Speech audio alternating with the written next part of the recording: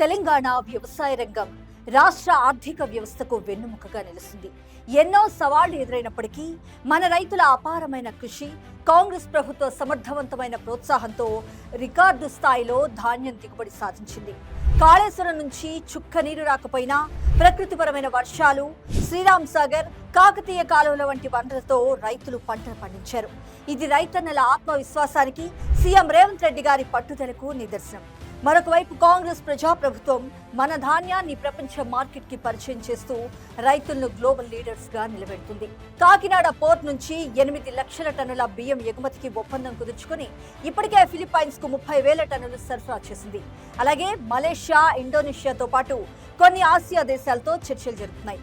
ఇప్పటికే తెలంగాణ సివిల్ సరఫరా సంస్థ ఈ దేశాలకు విభిన్న రకాల బియ్యం శాంపిల్స్ పంపిస్తూ నాణ్యతా పరీక్షలు పూర్తి చేసింది. తెలంగాణ బియ్యం అంతర్జాతీయ స్థాయిలో డిమాండ్ సంపాదించుకోవడం రైతుల్లో కొంగొత్త ఉత్సాహాన్ని నింపింది. గత బీఆర్ఎస్ ప్రభుత్వం ఎప్పుడూ కూడా రైతుల పట్ల ఇంత శ్రద్ధ కనపరచలేదు. కానీ కాంగ్రెస్ ప్రజాప్రభుత్వం రైతుల కోసం కేంద్రంతో తీవ్రంగా పోరాడవలసి వచ్చింది. అదే సమయంలో రైతులకు ఎలాంటి ఇబ్బందులు కలగకూడదనే ఉద్దేశంతో యూరియా కొరత నివారించడానికి కృషి చేసింది. సరఫరాలో జాప్యం, బ్లాక్ మార్కెట్ ను అరికట్టేందుకు కఠిన చర్యలు తీసుకుంటోంది. ఈ విషయంలో అన్నదాతల నుంచి ప్రశంసలు అందుకుంటోంది.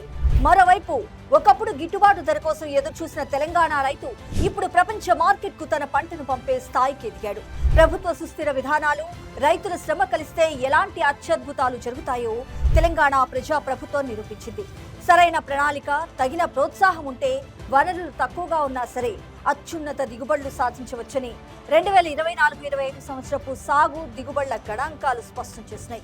ప్రజాప్రభుత్వం రైతన్నలను నిజమైన గ్లోబల్ లీడర్లుగా నిలబెడుతూ తెలంగాణను సస్యశ్యామలంగా మార్చే దిశగా బలమైన ముందడుగు వేస్తుంది. ఇదే రైతు అభ్యున్నతికి కాంగ్రెస్ ప్రజాప్రభుత్వం ఇస్తున్న అసలైన భరోసా.